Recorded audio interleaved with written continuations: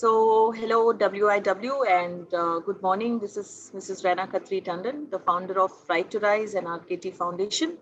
I'm a POSH and POXO specialist, working also in the field of human rights and stress. What we do is we nurture and dedicate to lift every life that rises, and that is why our company name is also Right to Rise. A little bit about my personal and professional journey. Uh, we are on a mission to create more millennials who can move from 0 to 1. And that's what I believe, that transformation happens from within. So I call myself a limitless enabler. We cannot transform or change anybody's life or uplift them. It's only when they feel that they are ready to become the boss lady or the boss man, then they can leap, rise, and shine. More about myself, I'm a very normal person, just like you and me. We've gone to school, we've gone to college, and when my graduation came in, my father did ask me, "What do you really want to become?"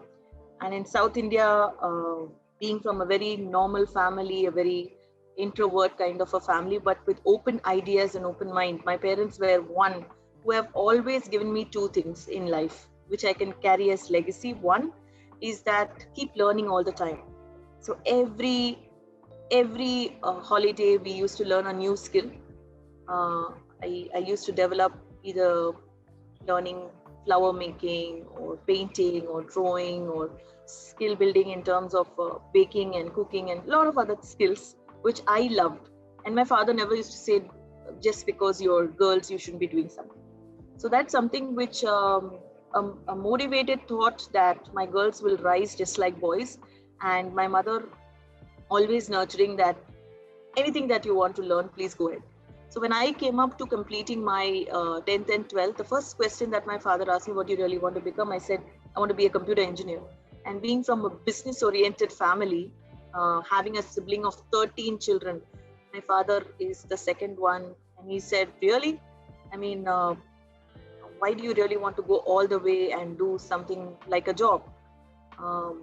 I think in 1996, this was a very big thing. Okay, that leaving a business oriented family and you have everything that you want to do at home, and you have a very full-fledged business, why don't you take care of it? I said no, I want to break the glass ceiling. I want to do something different. I want to create an identity of my own, and that's very important for my self-respect and dignity, to be called just by my name, and people know me by name, not by either my father's name or my in-laws' names or my husband's name. So that was always in my mind. You can call it ego, you can call it self-respect, you can call it dignity, you can call it self-esteem, you can give it many names. But if you are to be a woman of substance, then you have to do something different, is what I feel. And I am never born to do something what the whole world is doing. If the whole world is live on International Yoga Day, I will never be live. If the whole world is sleeping, I would be awake and I would just be doing a live. So I am somebody who will always do something different. And if I already have done something, I would prefer doing a different idea or working with more and more people, so that every person is getting an ideology of how they can move along. At the same time, they are associated and bonded with us for life. The next breakthrough I happened is I was being given electronic and communication engineering on a credit note and a scholarship at Anna University, with the credentials of opting for SRM Ishwari Engineering College. And my father was like, why do you really want to do computer engineer? Doesn't computer engineer and software engineering be the same? And I couldn't explain to him that, they are different. But even today, if I have to ask my mother, what do you find something good in me? The first thought that comes up to her mind is that I still remember how you sacrificed that day of choosing ECE. And I said, I'm very happy about it, because today I am multitaskable. I understand what is AI, robotics. I understand what is technology. I understand how the world is revolving. So I think that was a very, very good decision that I made. So I went ahead, I did my electronic and communication engineering. I'm a very, very proud member of SRM alumni. And the next bigger thing came to my life, where my father said, okay, so what's next? And I said, I want to become a VLSI chip design engineer all the way from UK. And he said, why VLSI chip design engineer and what is that?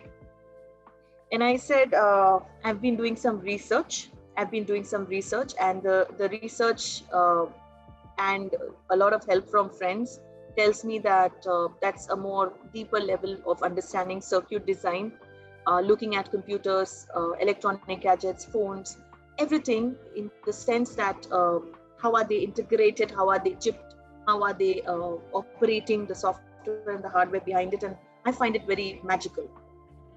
So he said, why so far? Why not go to US? Because US was a big name that time, USA. So I did apply to multiple universities across Singapore, across US, across UK. And fortunately, UK was the place where this course was done in a very good way. So I went all the way, a girl who's never stepped out of her house, even in a train or a plane, from one city to another, went all the way via 2 flights through Dubai, Emirates. I still remember the airline. I went to Dubai, and from Dubai, I had to reach London, where I don't know anybody.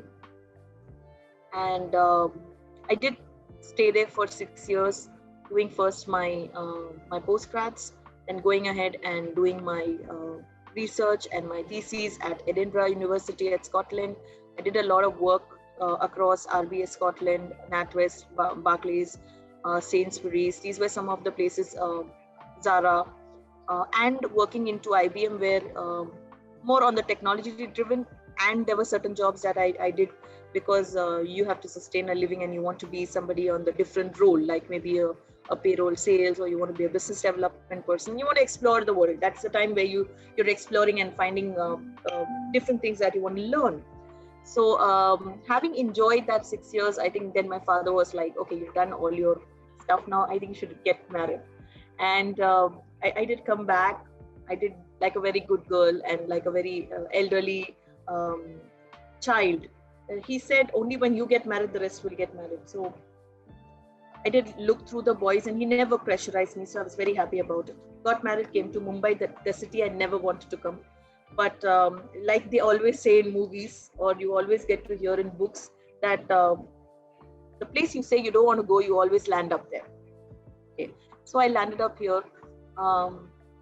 Another very interesting way of how me and my husband met, and we got to know each other, and then finally we settled down. Maybe in a year or two, again, I got the opportunity of traveling to Scandinavian countries with my husband, where I explored a very different new you of me. What you say is new you, magic you, an exploration into myself, where I found that, I was not only a 9-to-5 person. I was not only a person who was only with the gadgets, because that was the time I wanted to nurture relationships, take care of myself, take care of the people around me, understand them, love them, care them. And I didn't want to be very pushy with myself on just being a professional person. So I started taking relationships with my stride, giving a lot of time, giving a lot of compassion, hope, a lot of care to my family, being with them, and loving and nurturing them. When I was in Scandinavia, we stayed in Finland. We were there for about 8 years. That's when, you start meeting new people. I got associated with the Red Cross, International Red Cross Society, with the Finnish India Society, with ISKCON Temple, with a lot of Suomi Intura Society is Finnish India Society, where I'm also heading one of the advisory boards there. I did a lot of activity prone. So I was mostly into events. Yes, having done a lot of event management, I did event management company. I've learned Finnish at the level of the citizenship. And so that's one language that I can say I can breathe just like English. Okay. Apart from that, yes, I know Finnish, I know German, I know English, Hindi, Sindhi, Tamil, Malayalam, a little bit of Urdu, and many other languages. A little bit of here and there, but yes, the major languages are all here. Why I know them is because during my work, always I set my work in a context where I can connect with people. So I have been on multiple projects on even the training and coaching, which I came up next with, where I had to stay for months together at that project place. It could be West Bengal, it could be Hubli. So I have learned like Telugu and Bengali, and I love to connect people with that language because that's the way they associate. It's so much fun. And it's not like you have to deliberately learn that language, but if you really want to touch them with their emotions, feelings, thoughts, and convey what you are trying to help them with and feed them with knowledge, skills, and attitudes, then you need to connect with the right source. Again, had a phase of about a year and a half after 8 years, thinking now I have a child, now I have a family, I have everything that I wanted in life, highly educated, with a master's, with a PhD, with what do Brenna want? And that went on beating me for about 1.5 years. And finally, that time I was painting and drawing and exploring with a lot of food and other businesses. But then I came up to this industry called training. And having gone for an interview with one of the courses, which was a comprehensive TTT, I really, really felt that that is what my calling is. If I have to touch lives, if I have to do something different, then this is the way I can do.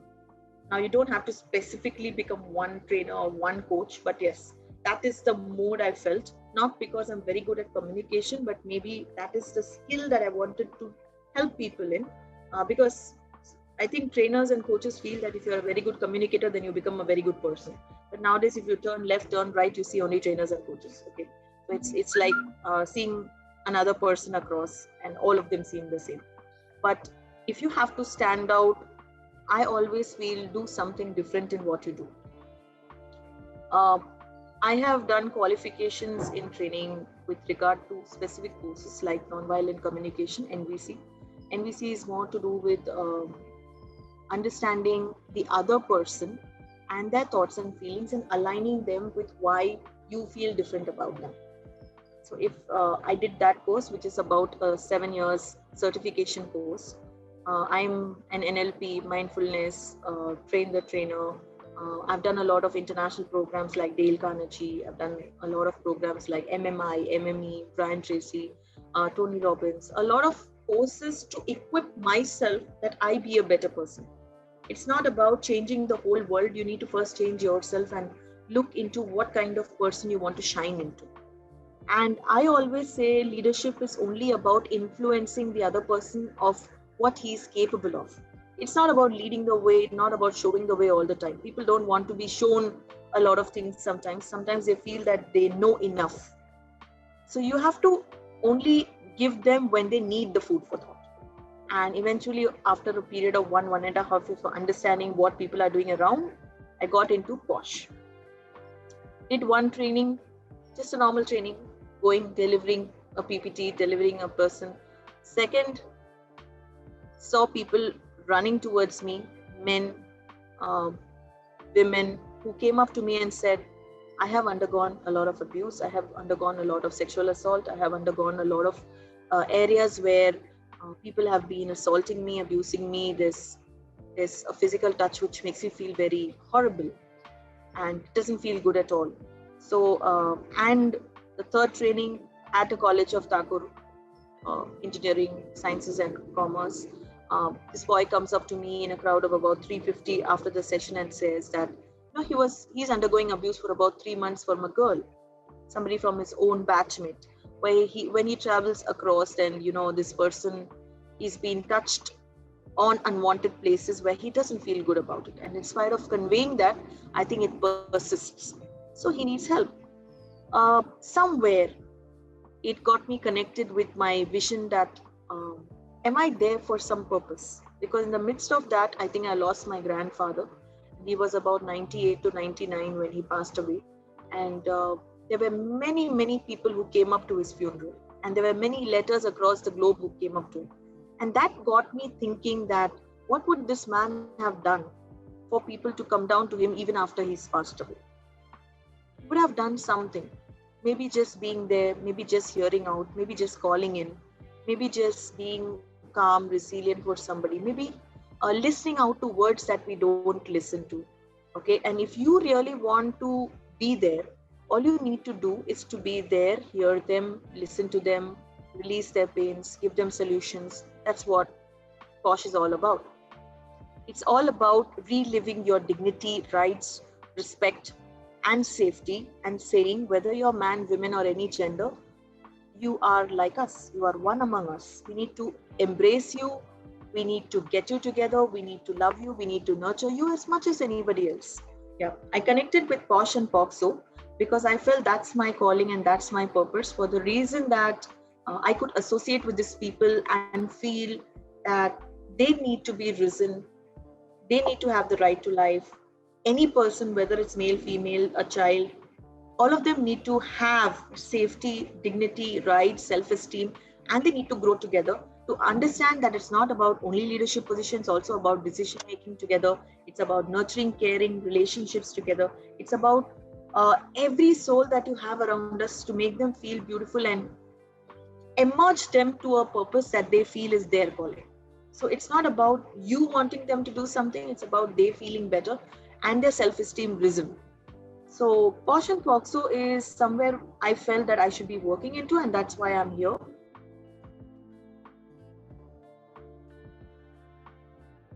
I'll give you 3 examples where I very closely resonated and I was very touched by the way the person had undergone the trauma, and I had to uplift her out of it, after which it became a very, very strong bond with them. So there was this one LGBT queer community person. So ideally we have now around 8 to 9 different communities. So that's lesbian, gay, transgender, queer plus, which LGBTQ, bisexual, homosexual, trans, male, female, and we have many other genders. So this one person works in a company, and this is an oil company. Nobody knew that he's somebody who is of a different gender. Okay. Suddenly, one of the days, he goes into a different toilet, and somebody notices. From that day onwards, he's been shamed by a group of people in his own company. We had a Posh awareness training there. And fortunately, after the training, giving a lot of brainstorming, a lot of videos, a lot of interactions and drama-based interventions that we do, this person broke down. And he came up and he said that, he would like to speak after the session. I did ask him, do you want the HR around? And he said, no, I just want to speak with you and I want to just confide in something. So we did get the permission from the HR and then we spoke. It was totally very personal. He did come up saying that I am of a different, unique gender, and even my family does not know of it. I try hiding it, and it's now 24 years. He's 23, 24 years. And it's very difficult for him because he's unable to do what he should do with himself. But being body shamed by few of the other people that, he's very unique, very different, and not probably dressing. When we look at transgender or LGBTQ or bisexual or queer community, we feel that every time we see them, they should be differently dressed.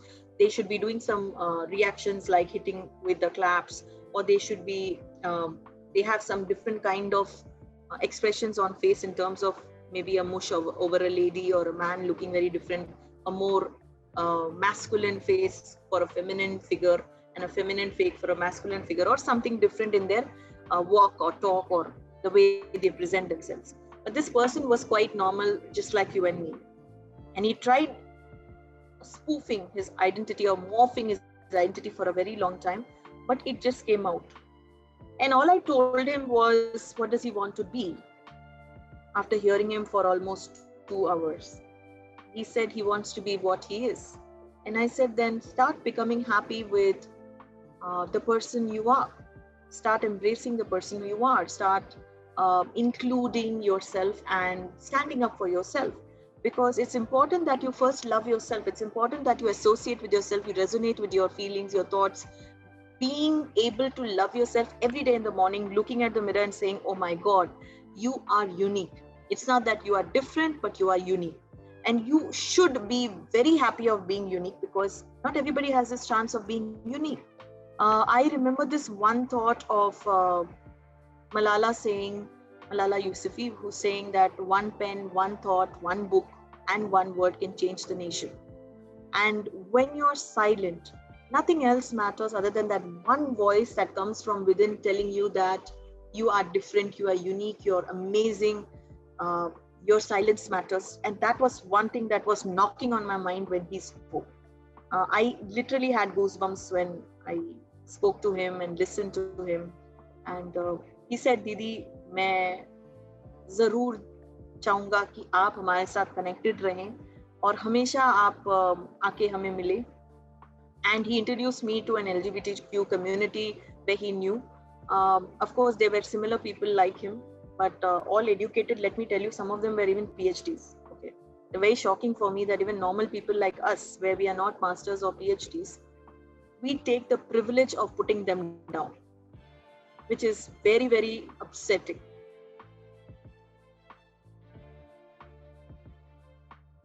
One message for all of you out there, and this is a very strong message. The more you praise and celebrate your life, make every moment of your life as if you're going to celebrate your life forever. Okay? The more you praise yourself, celebrate your life, appreciate it, stay in gratitude, because you don't know when you're going to get this moment again. And secondly, surround yourself always with the people who lift you higher. It's not about money, it's not about fame and name that comes and goes. Turn your wounds into wisdom. If something has hurt you, if something has put you in pain, always remember you are the best of the first top 5 people you stay with. And they should be only the positive minds who lift you higher, higher and higher. That's why we always say at Right to Rise, we believe that each person has the right to rise. If you want to accomplish something, if you want to make yourself feel better, you have to get yourself spirited. And not all the time are you going to get this motivation from outside. So be strong. You have it all. Just go for it, because a successful woman or a successful man is only the one who's there to build his dreams to a palace. You can only do it one brick at a time with a lot of calm, resilience, a lot of grit, and keep your self-esteem and your self-respect high. So come on to life, be strong, and stay safe.